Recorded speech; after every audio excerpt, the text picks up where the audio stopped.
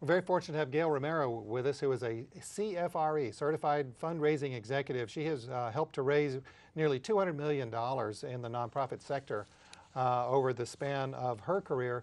And as she has done that, she talks about how impactful on the economy nonprofit dollars are. If you want to have questions, go to the website mackenzie-romero.com. Governor Gregoire also talked a little bit in 2007 about the film industry and trying to bring more film industry here to Washington State. But we're going to skip over that then and go to October of 2008. This is an article out of the Seattle PI. And the headline is, Global Health is Seen as Big Business for Seattle. Again, this was from October 2008.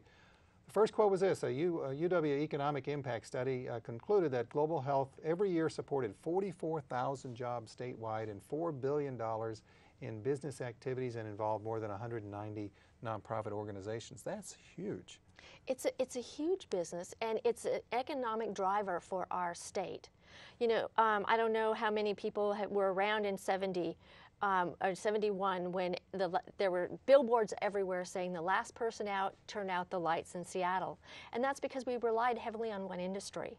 But now we're relying on industries to grow our community and our jobs and our economy that include technology and health, and sometimes technology and health working together. We still have the airlines industry, we have fisheries, we have lots of things going on now. So we're really in a good position.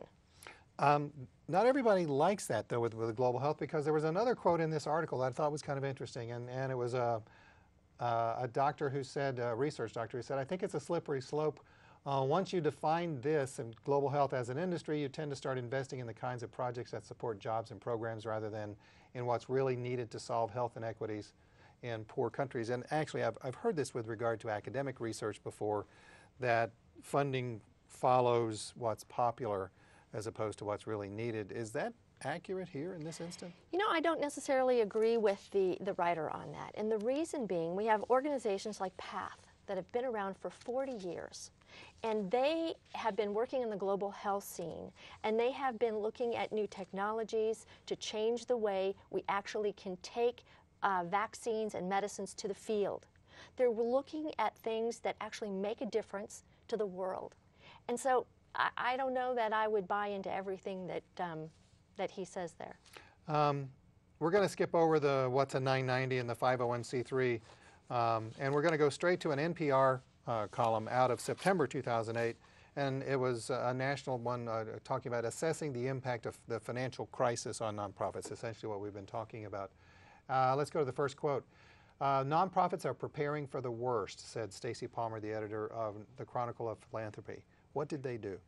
Well, it's a very good question, and everyone in the nonprofit sector that I talked to and heard about really started looking at what are they doing that they could do better. So they're looking at best practices. They're looking at how can we do more with less, just as our country is doing right now. So they got hit a little bit earlier because they rely on donations, but we're all having to do more with less now. Yeah, let's look at some of the less that they're having to do with. Again, this was an article from September of 2008. AIG gave Axion more than $5 million, the largest corporate grant Axion had ever received. Last year, this was again 2007, AIG promised them another $1.2 million. Of course, that didn't happen. Let's go to the next quote. Last year, again 2007, Lehman Brothers, of course, which doesn't exist anymore, gave $39 million to charity beyond individual companies that are having a hard time. A drop in the stock market also affects endowments and foundations. Got to go to one more quote. Let's stay with that. One more quote, then Gail, we'll get back to you. As individuals feel that they have less money, whether they do or don't, if they perceive that they have less to give, there will be a drop-off in individual giving as well.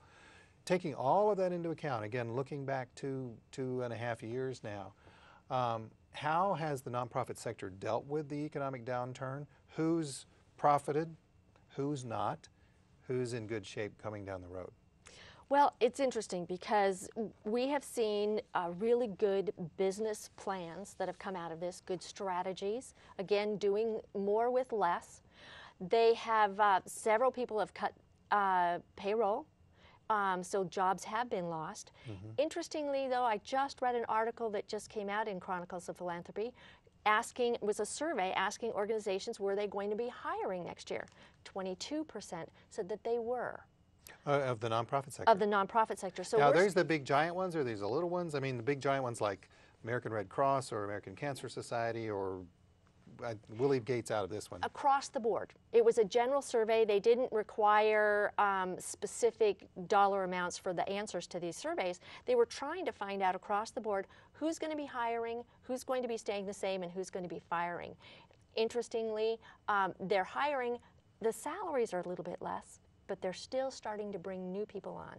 Interesting that you would talk about salaries. Let's go to the next slide where we got Washington State up again. We talk about 900,000 nonprofit jobs. Is that in Washington State? No, that's in the United States. United States. Okay, so then let's go to the representatives. So if you've got a nonprofit that has between a $2 and a $5 million annual budget, that's pretty small, right?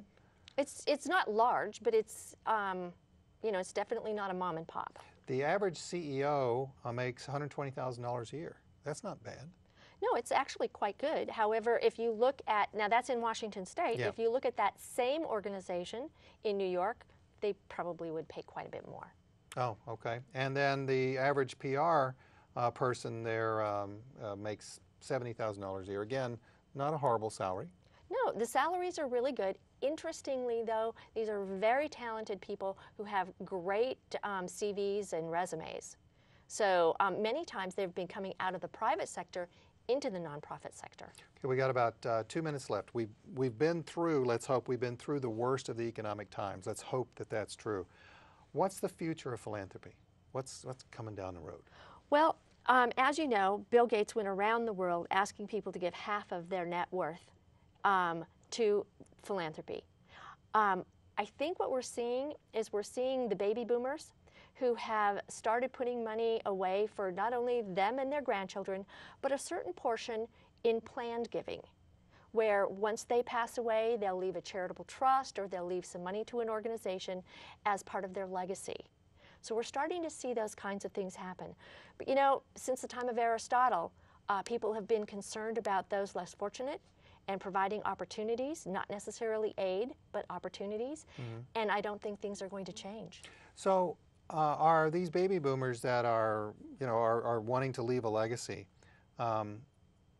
it sounds like if they're going to follow Gates, they're going to be giving half of their net worth, and that's a lot.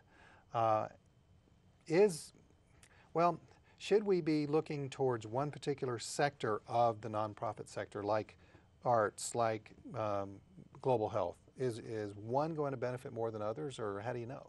We don't know. We do know there are trends in regards to global health, or health and education usually get most of the money.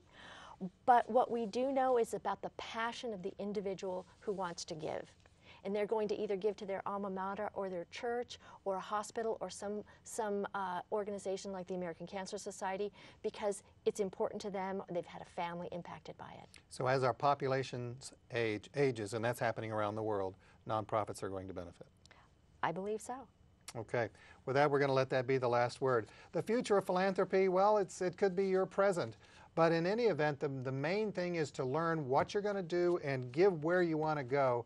And if you have any questions or comments, go to mackenzie-romero.com. You're going to learn a lot more. We'll see you right here next week on Public Exposure. Take care.